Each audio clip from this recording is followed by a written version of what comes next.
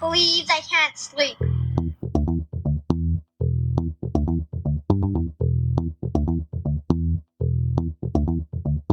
It's time to listen to Courtney at last on the Ramblings of an Insomniac podcast.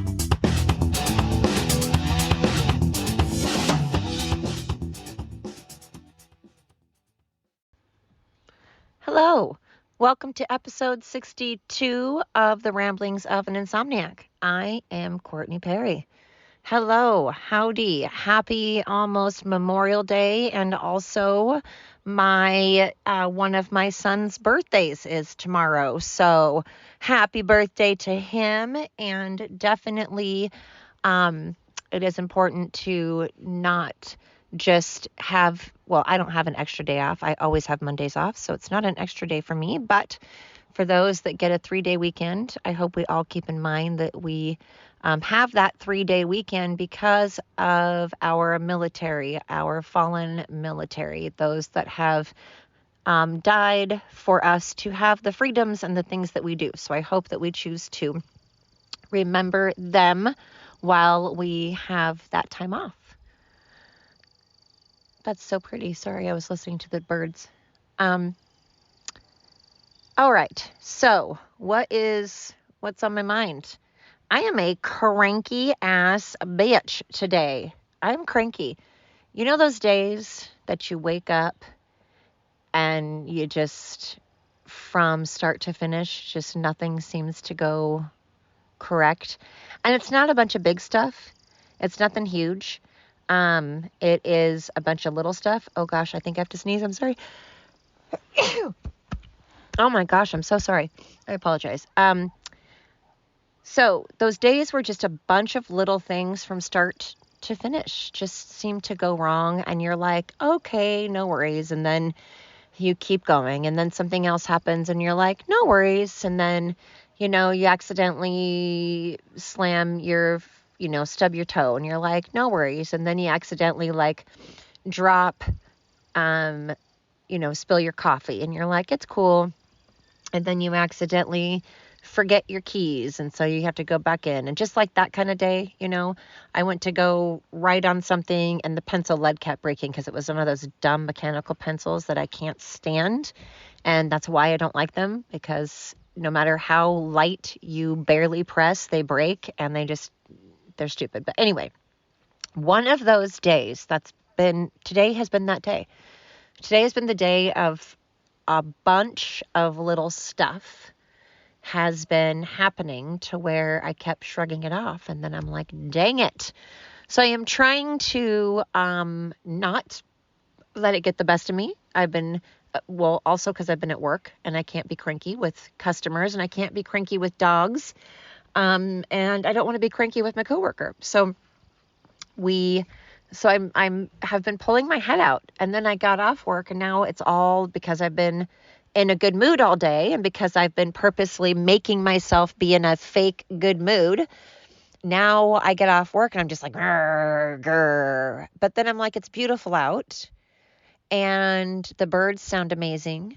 And I was taking a drive like I always do, and I was watching these kids that were riding a gator. And I don't know if you guys know what a gator is, but it's kind of like a souped up golf cart that you use to put hay in or, tools in and you use on your property. I'm sure most of you know what a gator is, but just in case. But they were driving around in that, and then they had a 4-wheeler on the side, and someone was riding around on that, and they were laughing and smiling. And, the thought occurred to me just how blessed I am, and in many ways, and how living out in the country is just the best thing in the world, because I started thinking about it, and I've lived in the city my entire life. And city neighbors are completely different than country neighbors. That's just a fact. I've lived in the city, I've lived in the country, I know the difference. And I'm not saying that city neighbors are bad or rude or anything like that. They're just different than country neighbors. And to me, most of the time, city neighbors don't really want to be bothered. And They don't really want you to borrow a cup of sugar, and they don't really want to look out and make sure that your property is okay or that you're okay or kind of checking in on you. That's just been my experience. I've had good neighbors. I've had some really amazing neighbors, but by amazing neighbors, I mean like they don't, call the cops all the time on me, even though I don't do anything to call the cops, but you know what I mean? They don't constantly be like, quiet, quiet, or complain, or they're not loud or anything like that. They're not being obnoxious or anything like that. And so there's a car coming as usual, but I've always had really good neighbors. Even when I lived in the city, it's been totally fine.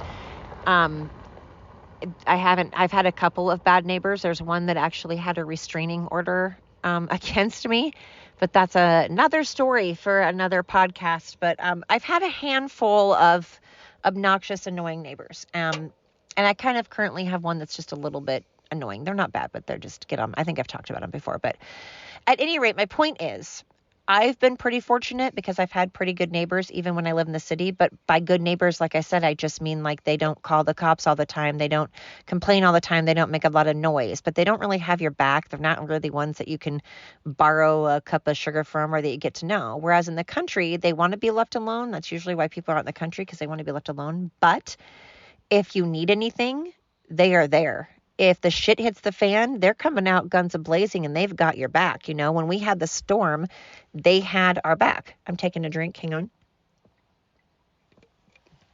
on. So they've had, my back, and they're amazing in a totally different way. And so I think, God, I can't be in a bad mood because I'm so fortunate and I'm so blessed for so many reasons. And although I've had a lot of shitty things and a lot of trauma, I've also had a lot of great things, and I'm very blessed in a million ways. And so I'm trying very hard to keep that in focus, not to mention the fact that I'm going to, like I said, that my youngest son has a birthday tomorrow, and I can handle myself getting older. Do not have a problem with age. I wear it as a badge of honor. I'm like, go me. I made it another year. I'm hopefully wiser. Hopefully I've learned some more.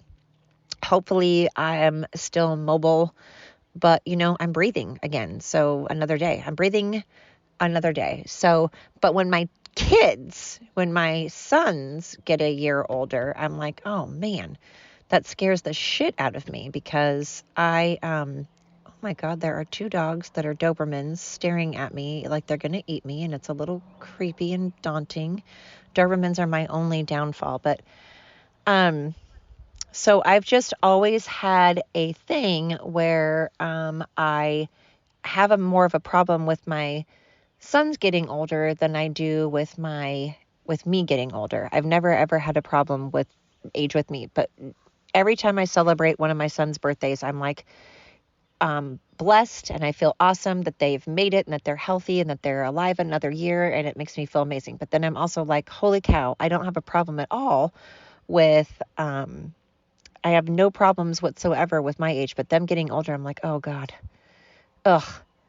I am old enough to have a son that's going to be 30 and another one that is going to be 26. And I'm like, I have a soon to be 26-year-old and a soon to be 30-year-old. And then I'm like, gulp, because that kind of hurts. However, that said, I had my kids young. I had my kids really young. So I don't think that I'm old at all.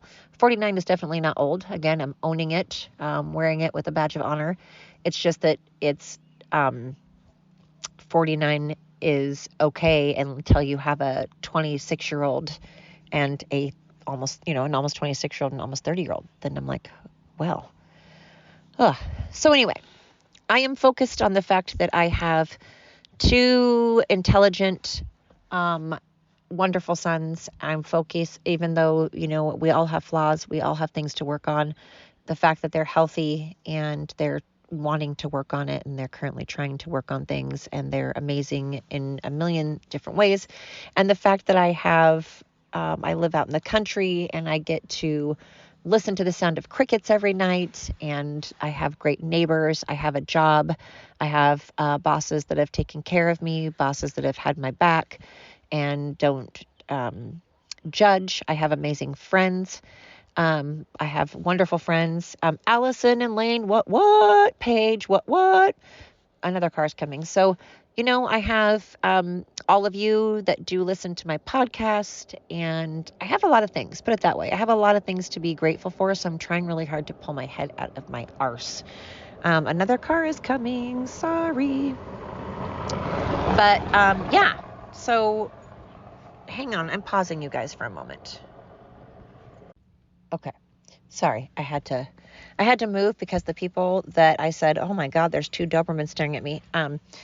Well, okay, first let me tell you that I am a firm believer in all dogs are great. I try really hard not to judge dogs by their breed because I love Rottweilers, I love Pits, I love German Shepherds, I love Mastiffs. But I also, that said, know that dogs are bred for certain things, and certain breeds are notorious for certain things, and they have certain characteristics and tendencies just because that's what they're bred for. And it doesn't make them bad. It doesn't mean they're anything. And it's weird because I'm not scared of many dogs. I do not know why, but for Great Danes and Dobermans are the 2 dogs that seem to be my arch nemesis. They don't like me. I've never met a Great Dane that has liked me yet. And I, because of that, I have a weird, I 100% admit that when I see a Great Dane, my vibes just change, and I'm sure they can smell it. I know that they can sense that. I know they can smell it. I know they smell the fear, the tension, and same with Dobies. But what's funny is we had a Doberman that came to the kennel that did not have their ears cropped. And let me just preface this by saying I love cropped ears or not. I don't think that they look scary as in because they have cropped ears. There's a lot of dogs with cropped ears that I am not fearful of at all. And there's a lot of dogs that a lot of people find intimidating, like Pits and Rotties and Mastiffs, that I don't find intimidating. I mean, any dog can be intimidating depending on how they behave, depending on their personality, all of that. I'm just saying that Dobermans and Great Danes, for whatever reason, we rub each other the wrong way. And I think that Dobies look cool as hell. Love the look of them. They look cool as fuck. But something about them just has always intimidated me. And part of it is that I've always heard that they're kind of not the sharpest tool in the shed. They have a pretty small brain. They're not the sharpest tool. And then they just look, I'm sorry, but they look badass. And there's something about them that just immediately puts fear in me. Same with Great Danes. And Great Danes hate me. I don't know what it is. We don't like each other. Same with Dobies. It's not that Dobies don't like me, but we had one that came in that I love to death. She's a female. She does not have cropped ears. She's a pure Dobie, but does not have cropped ears. Nor does she have a cropped tail. And she and I get along great. There's another Dobie that comes in that has the cropped tail, but not the cropped ears. We get along. These 2 Dobies, though, came down to the end of their driveway like they should, checking me out like they should, a chocolate one and a black one. Beautiful, absolutely stunningly beautiful looking dogs. Sexy. And sat there and stared at me. And then the gal kind of sat back and they just sat there and checked me out. And then I heard the owner, because I have my window down, going, all right, leave it. And then they immediately went back to her. And I think she was obviously rightfully so. I wasn't that far away from her driveway. She probably thought I was a weirdo. And that's why I had to move, because I probably looked like a creeper. I don't want to look like I'm like specking out their place, even though it's for sale, by the way. And there's flyers and stuff, and their home is for sale. And I really did want to check it out because I'm interested in looking at, not to buy it, but I just wanted to see what their specs are on it. But anyways, the Dobies came out and freaked me out, man. And plus I didn't want her to think I was being a freak. And so I moved. That whole entire story was just to say, I put you on pause and I moved. So here I am. Anyway, this is a quick little, just a quickie. And if you are on your way to work, or, just off work, or maybe on your way to the store or to an appointment, maybe you're going to bed, maybe you're just waking up, whenever it is that you listen to me. Hopefully this is just a quick little podcast just to say happy Memorial Day.